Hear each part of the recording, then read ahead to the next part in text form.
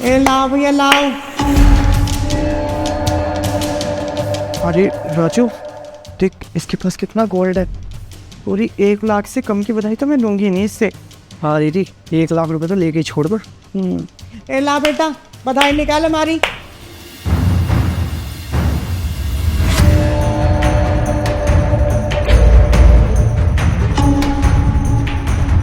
तुम दोनों की हिम्मत कैसे हुई बे मेरे घर में आने की? तुम लोगों को पैसे ही चाहिए होता है क्या? पता है कितनी प्रॉब्लम में हूँ मैं। आ गए मुंह उठा के पैसे के लिए। अरे भाई तो इतनी बदतमीजी क्यों कर रहा है हमारे साथ? हम तो तेरे घर में जब शुभ घड़ी आई है इस वजह से आए हैं। और तुझे पता है हम किन्नरों का घर में आना ना शुभ माना जाता है। जब किसी घर में शुभ काम होता है या कोई शुभ घड़ी आती है ना तभी हम किन्नर लोग वहाँ पर आते हैं।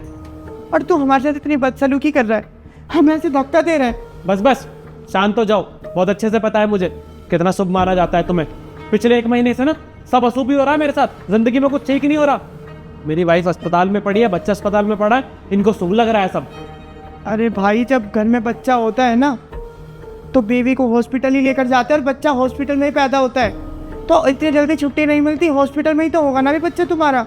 और हम यहाँ बेफालतू में नहीं आए, नीचे ही किसी ने बताया था कि तुम्हारे घर में बच्चा हुआ है, इस वजह से हम लोग आए थे। बताया होगा लोगों ने।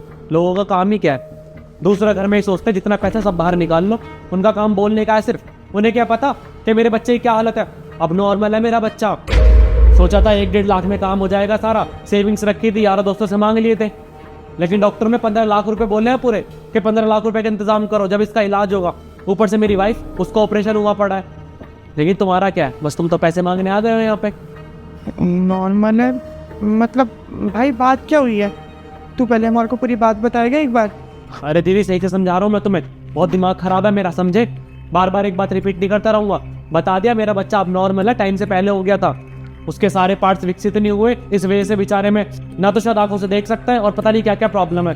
भाई पहली बात तो ये कि अपने मुंह से ना ऐसे गलत शब्द मत निकालो। और तुम्हारे घर में अगर शुभ घड़ी आई है ना तो भगवान की वजह से ही आई है।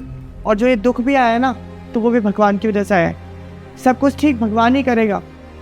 हम या तुम कोई नहीं होते कि उस चीज़ को खुद ठीक कर सकें। तो भगवान पे भरोसा रखो आप।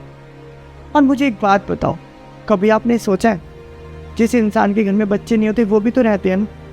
अरे ना जाने कितने मंदिर मस्जिद, कितने शाने सप्टों के पास जाते हैं, कितना इलाज करवाते हैं, तब भी उनको कोई बच्चा नसीब नहीं हो पाता है।